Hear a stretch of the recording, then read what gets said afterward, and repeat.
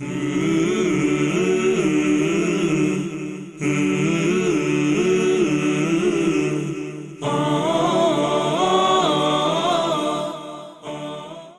باللہ من الشیطان الرجیم بسم اللہ الرحمن الرحیم الحمد للہ رب العالمین الرحمن الرحیم مالک یوم الدین ایاک نعبد و ایاک نستعین اہدنا الصراط المستقیم صراط الذین انعمت علیہم غیر المغضوب علیہم ولا الضالین آمین۔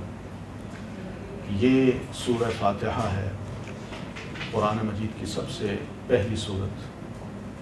مکہ میں یہ سورت اللہ کے رسول صلی اللہ علیہ وسلم پر نازل ہوئی۔ اس سورت کے اور نام بھی ہیں جو قرآن مجید میں بھی کچھ بیان ہوئے ہیں، اور رسول اللہ صلی اللہ علیہ وسلم نے اپنی احادیث مبارکہ میں بھی ان ناموں کا ذکر کیا ہے۔ اسے ام القرآن بھی کہا جاتا ہے، ام الکتاب بھی اس سورت کا نام ہے۔ حدیث قدسی کے مطابق اس سورت کا نام سورۃ الصلاح بھی ہے۔ اس کو سورۃ الشافیہ بھی کہا جاتا ہے اور الرقیہ بھی اس کو کہا جاتا ہے۔ اس کا آغاز الحمدللہ رب العالمین سے ہوتا ہے۔ الحمدللہ یہ بہترین دعا ہے جو اللہ کے رسول صلی اللہ علیہ وسلم نے ارشاد فرمائی، اس لیے کہ اس میں اللہ تعالیٰ کی حمد و ثنا ہے۔ حمد کی جتنی بھی اقسام ہو سکتی ہیں وہ سبھی اللہ تعالیٰ کو زیبا ہیں، اور حمد کسی خوبی کی وجہ سے ہی کی جاتی ہے، اور اللہ تعالیٰ کی ذات خوبیوں کی مالک ہے، اور اس کے مقابل میں کوئی ایسی ہستی نہیں جو ایسی خوبیاں رکھتی ہو، جو با اختیار بھی ہو اور خوب سے خوب تر بھی ہو۔ اس لیے حمد اللہ ہی کو زیبا ہے، اس لیے اس کا آغاز اسی طرح ہوتا ہے، الحمدللہ رب العالمین۔ ہر قسم کی تعریف، تمام تعریف اللہ تعالیٰ ہی کے لیے ہے، جو تمام کائنات کا رب ہے، جو رحمان بھی ہے اور رحیم بھی۔ وہ روز جزا کا مالک ہے۔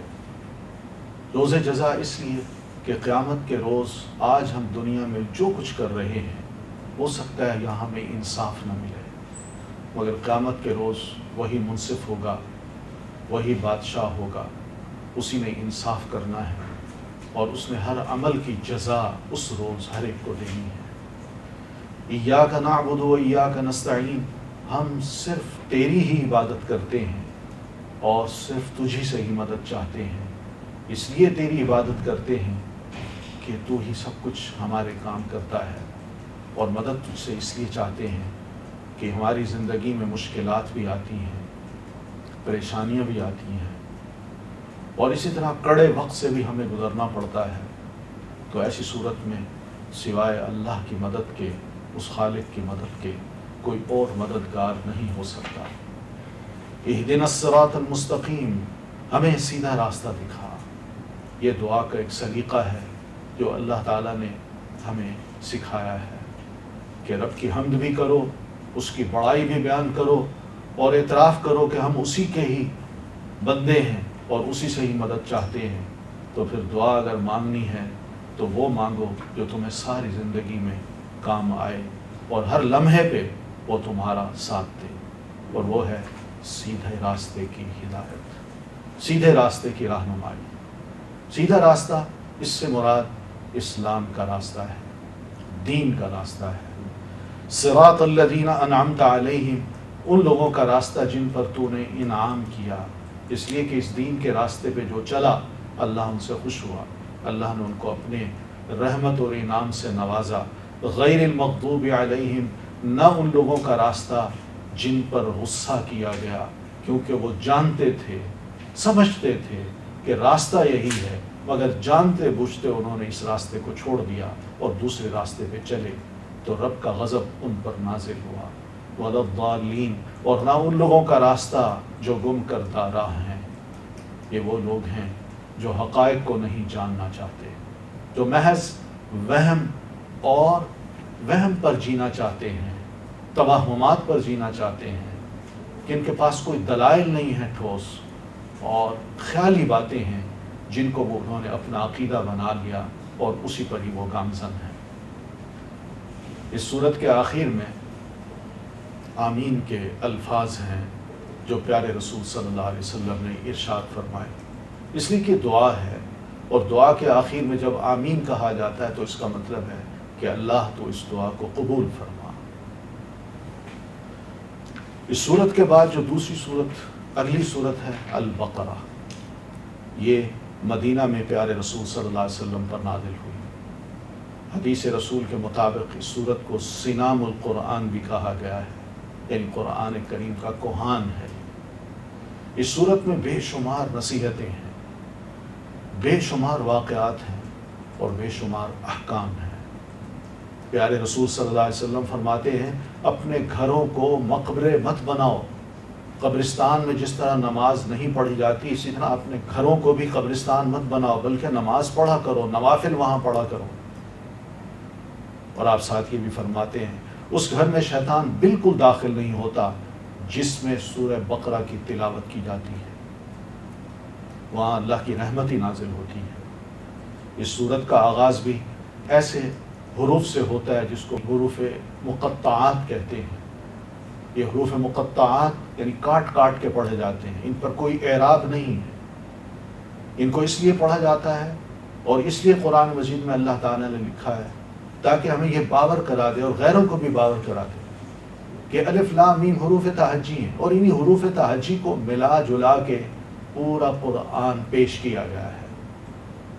موجود ہے یہ حروف، کیا کوئی ہے ایسا جو انہی حروف تہجی کو ملا جلا کے قرآن مجید کے مقابل میں ایک صورت بھی بنا کے لے آئے؟ یہ چیلنجنگ الفاظ ہیں، دوسروں کو چیلنج دے رہے ہیں۔ معنی مفہوم اس کا کچھ نہیں، اللہ ہی بہتر جانتا ہے، مگر یہ الفاظ، یہ لفظ یا یہ حروف ایک حقیقت ہے کہ ذالک الکتاب لا ریب فیہ، یہ کتاب ہے اللہ کی، اس میں کوئی شک نہیں۔ جس سے مراد یہ ہے کہ کوئی یہ مت سمجھے کہ اللہ کی طرف سے یہ نازل کردہ نہیں ہے یا اللہ کا کلام نہیں ہے، یا نعوذ باللہ محمد الرسول اللہ صلی اللہ علیہ وسلم نے خود اس کو گھڑ لیا ہے۔ نہیں، یہ حقیقت ہے کہ یہ اللہ کی کتاب ہے، اس میں کسی کو شک نہیں کرنا چاہیے۔ اس کے بے شمار دلائل ہیں اس کتاب کے اندر موجود ہیں جو پڑھنے والے کو یقین دلا سکتے ہیں کہ واقعی نبی امی جو ہیں یہ ان کے الفاظ نہیں، یہ اللہ کے الفاظ ہیں، اسی کا کلام ہے۔ ھدی للمتقین، یہ ہدایت ہے متقی لوگوں کے لیے جن کے دلوں میں خدا کا خوف ہے، ان کو یہ کتاب راہ ہدایت دیتی ہے۔ یہ وہ لوگ ہوتے ہیں یؤمنون بالغیب، جو ایمان لاتے ہیں غیب پر، ویقیمون الصلاۃ، اور عملاً اللہ کی اطاعت کرتے ہوئے نماز کو بھی قائم کرتے ہیں، ومما رزقناہم ینفقون، اور جو رزق ہم نے ان کو دیا ہے اس میں سے وہ خرچ بھی کرتے ہیں۔ رازق اللہ ہے، اس نے جو کچھ ہمیں دیا ہوا ہے وہی اس کا مالک ہے، کوئی اور مالک نہیں ہے۔ اس لیے وہ یہ کہہ سکتا ہے کہ جو میں نے رزق کے طور پر انسانوں کو بخش رکھا ہے وہ میری راہ میں بھی خرچ کرے۔ جو رزق ہے اس میں جو بہت قیمتی اشیاء یا قیمتی چیزیں جو انسان کے لیے ہو سکتی ہیں، وہ اس کا وقت ہے، وہ اس کی صلاحیت ہے، وہ اس کا پیسہ ہے۔ ان تینوں میں سے تھوڑا بہت اللہ کی راہ میں بھی خرچ کرنا چاہیے۔ والذین یؤمنون بما انزل الیک، اور یہ وہ لوگ ہیں جو آپ پر کتاب نازل کی گئی ہے یا جو کچھ بھی آپ کی طرف نازل کیا گیا ہے اس کو بھی مانتے ہیں، اور جو کچھ آپ سے پہلے نازل کیا گیا اس پر بھی ایمان لاتے ہیں، وبالآخرۃ ھم یوقنون، اور وہ آخرت پر یقین بھی رکھتے ہیں۔ آپ صلی اللہ علیہ وسلم پر وحی کی دو صورتیں جو وحی خفی اور وحی جلی کہلاتی ہیں، یہ دونوں صورتوں میں آپ پر وحی نازل ہوئی۔ اس سے مراد وہی ہے، وحی جلی قرآن کریم ہے، اور وحی خفی نبی علیہ الصلاۃ والتسلیم پر وہ مخفی طریقہ جو الہام کی صورت میں، فرشتے کا آپ کے دل میں القاء کر دینا اس کی صورت میں، خواب کی صورت میں، یہ سب وحی خفی کہلاتے ہیں۔ یہ بھی اللہ کی طرف سے نزول ہوتا ہے وحی کا۔ آخرت پر یقین اس لیے کہ جب انسان آخرت کو مانتا ہے تو وہ دنیا میں ذرا ہوش سے اپنے کام کرتا ہے، وہ تمیز کرنے لگ جاتا ہے کہ اچھا کام کون سا ہے، برا کام کون سا ہے، مجھے اچھا کام کرنا چاہیے اور برے کام سے اجتناب کرنا چاہیے۔ اولئک علی ھدی من ربہم واولئک ھم المفلحون، ایسے لوگ اپنے رب کی طرف سے راہ راست پر ہیں اور وہی فلاح پانے والے ہیں۔ مراد یہ ہے کہ ایسے لوگوں کو رب کی رضا حاصل ہوگی اور رب کی رحمت اور مغفرت کے بھی وہ مستحق بنے گے۔ ان الذین کفروا سواء علیہم، یہ اب دوسرا گروہ ہے۔ پہلا گروہ متقین کا تھا، اب انسانوں میں دوسرا گروہ بھی موجود ہے اس دنیا میں، اور ہر وقت یہ تینوں گروہ رہے ہیں جن کا ذکر ابھی آئے گا۔ ہر دور میں تین گروہ انسانوں کے رہے ہیں، متقی، کفار اور منافق۔ یہی تینوں گروہوں کا یہی مسئلہ ہے، تینوں گروہوں کے مسائل ہیں جو اس دنیا میں موجود ہیں، انہی کو اللہ تعالیٰ نے بیان کیا ہے، چوتھا کوئی گروہ نہیں ہے۔ پہلا گروہ متقین کا، اب دوسرا گروہ ان الذین کفروا سواء علیہم، جن لوگوں نے ان باتوں کو تسلیم کرنے سے انکار کر دیا ان کے لیے یکساں ہے، خواہ آپ ان کو ڈرائیں، خبردار کریں یا نہ کریں، بہرحال وہ ماننے والے نہیں ہیں۔ وہ اس لیے کہ وہ اوہام اور خرافات کے دل دادا ہیں، وہ دلائل کے منکر ہیں، اللہ نے ان کے اندر سے قبول حق کی استعداد چھین لی ہے، ان کے دلوں پر زنگ چڑھ گیا ہے، اس لیے وہ حق کو قبول نہیں کرتے۔ اس لیے نبی ہو کوئی بھی ہو، وہ ان کو وارن کرے یا نہ کرے، ان کا ایک ہی حال ہوتا ہے، لا یؤمنون، وہ بالکل نہیں مانتے۔ وجہ ختم اللہ علی قلوبہم وعلی سمعہم، اللہ نے ان کے دلوں اور ان کے کانوں پر مہر لگا دی ہے، وعلی ابصارہم غشاوہ، اور ان کی آنکھوں پر پردہ پڑ گیا ہے، وہ سخت سزا کے مستحق ہیں۔ اب تیسرے گروہ کی بات ہو رہی ہے، وَمِنَ النَّاسِ، لوگوں میں کچھ ایسے بھی ہیں، مَن یقول آمنا باللہ، جو کہتے ہیں ہم اللہ پر اور آخرت کے دن پر ایمان لائے ہیں، حالانکہ در حقیقت وہ مومن نہیں ہیں، وہ محض زبان سے کہتے ہیں مگر دل سے نہیں مانتے۔ یخادعون اللہ، وہ اللہ اور ایمان والوں کے ساتھ دھوکہ بازی کر رہے ہیں، مگر دراصل وہ خود اپنے آپ ہی کو دھوکے میں ڈال رہے ہیں، اس لیے کہ اس رویے سے ان کی اپنی گڈ ول جو ہے وہ ختم ہو چکی ہوتی ہے، کوئی ان پر اعتبار نہیں کرتا اور انہیں اس کا شعور نہیں ہے۔ فی قلوبہم مرض، ان کے دلوں میں یہ نفاق کی بیماری ہے، فزادہم اللہ مرضا، جسے اللہ نے اور زیادہ بڑھا دیا، اور جو جھوٹ وہ بولتے ہیں اس کی پاداش میں ان کے لیے دردناک سزا ہے، زبان سے کچھ اور دل میں کچھ۔ دنیا میں بھی ایسے لوگوں پر کوئی اعتبار نہیں کرتا اور ان کو بھیانک قسم کی سزا دیتے ہیں دنیا والے، اور آخرت میں کیوں نہ ہو۔ وَإِذَا قِيلَ لَهُمْ لَا تُفْسِدُوا فِي الْأَرْضِ، اور جب ان سے کہا جاتا ہے کہ زمین میں فساد مت برپا کرو، تو وہ جواب میں کہتے ہیں کہ ہم تو اصلاح کرنے والے ہیں۔ فساد کو وہ اصلاح سمجھتے ہیں، مسلمانوں کے راز دوسروں کو بتائیں اسے بھی اصلاح سمجھتے ہیں۔ تو بہرحال مفسد جب خود کو مصلح کہے تو یہ سب جانتے ہیں ایک خراب چیز کو بہتر بنا کے پیش کیا جا رہا ہے، اس لیے الا انہم ہم المفسدون، لوگوں خبردار رہنا، حقیقت میں یہی وہ لوگ ہیں جو مفسد ہیں، ولکن لا یشعرون، مگر انہیں شعور نہیں ہے۔ وَإِذَا قِيلَ لَهُمْ آمِنُوا، اور جب ان سے کہا جاتا ہے کہ ایمان لاؤ کما آمن الناس، جیسا کہ صحابہ کرام ایمان لے آئے ہیں، بڑی قربانیاں دی ہیں انہوں نے نہیں دیکھا مال کو، دولت کو، رشتوں کو، انہوں نے صرف آخرت کو دیکھا ہے، رسول اللہ صلی اللہ علیہ وسلم کی رسالت کو سمجھا ہے، اللہ کی تعلیمات کو قبول کیا ہے اور سب کچھ داؤ پہ لگا دیا ہے۔ تو اس کے جواب میں قالو، یہ کہتے ہیں انؤمن کما آمن السفہاء، کیا ہم ایمان لائیں ایسے جیسا کہ بیوقوف لوگ ایمان لائے؟ یہ پہلا ٹائٹل ہے جو مسلمانوں کو اس وقت دیا گیا، اور یہ کوئی نئی بات نہیں ہے، ہر دور میں مسلمانوں کو اس قسم کے ٹائٹل غیر دیں گے۔ الا انہم ہم السفہاء، خبردار، حقیقت میں یہ خود ہی بے وقوف ہیں مگر یہ جانتے نہیں ہیں۔ وَإِذَا لَقُوا الَّذِينَ آمَنُوا قَالُوا آمَنَّا، جب یہ اہل ایمان سے ملتے ہیں تو کہتے ہیں ہم ایمان لائے ہیں، اور جب علیحدگی میں اپنے شیطانوں سے ملتے ہیں اپنے لیڈروں سے ملتے ہیں تو کہتے ہیں اصل میں تو ہم تمہارے ساتھ ہیں، تم ہمیں کچھ ایسی شک کی نظروں سے مت دیکھو کہ تم مسلمانوں کے پاس بیٹھے ہوئے تھے۔ انہیں کہتے ہیں کہ اصل میں تو ہم تمہارے ساتھ ہیں، ہم ان لوگوں سے محض مذاق کر رہے ہیں۔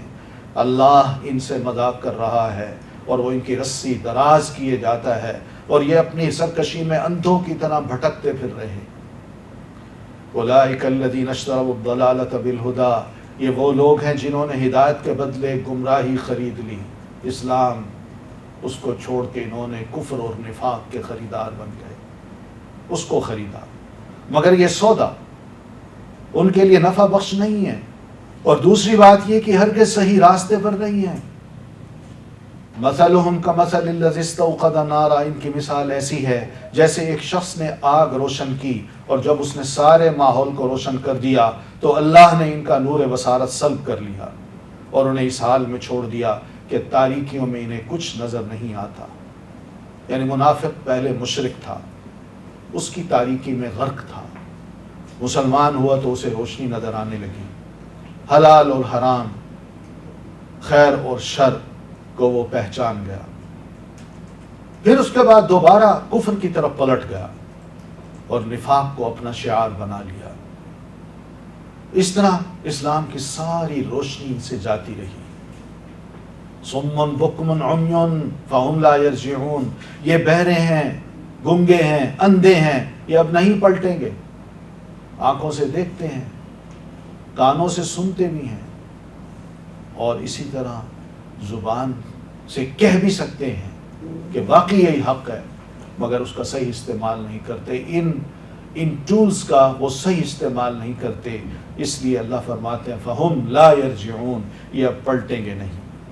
یا پھر ان کی مثال یوں سمجھو کہ آسمان سے زور کی بارش ہو رہی ہے اور اس کے ساتھ اندھیری گھٹا اور کڑک اور چمک بھی ہے، یہ بجلی کے کڑاکے سن کر اپنی جانوں کے خوف سے کانوں میں انگلیاں ڈال لیتے ہیں، اور اللہ ان منکرین حق کو ہر طرف سے گھیرے میں لیے ہوئے ہے۔ یعنی یہ کیا سمجھتے ہیں کہ ہم جو تدبیریں کریں گے اللہ کی گرفت سے ہم بچ جائیں گے؟ نہیں۔ یکاد البرق یخطف ابصارہم، چمک سے ان کی حالت یہ ہو رہی ہے کہ گویا ان قریب بجلی ان کی بصارت اچک لے جائے گی، جب ذرا کچھ روشنی انہیں محسوس ہوتی ہے کہ اسلام میں شامل ہو کر، اسلام میں داخل ہو کر ہمیں فائدے مل سکتے ہیں تو مشوا فیہ، تو وہ مسلمانوں کے ساتھ چل پڑتے ہیں۔ وَإِذَا أَظْلَمَ، اور جب ان پر اندھیرا چھا جاتا ہے، وَإِذَا أَظْلَمَ عَلَيْهِمْ قَامُوا، اور جب ان پر اندھیرا چھا جاتا ہے تو کھڑے ہو جاتے ہیں۔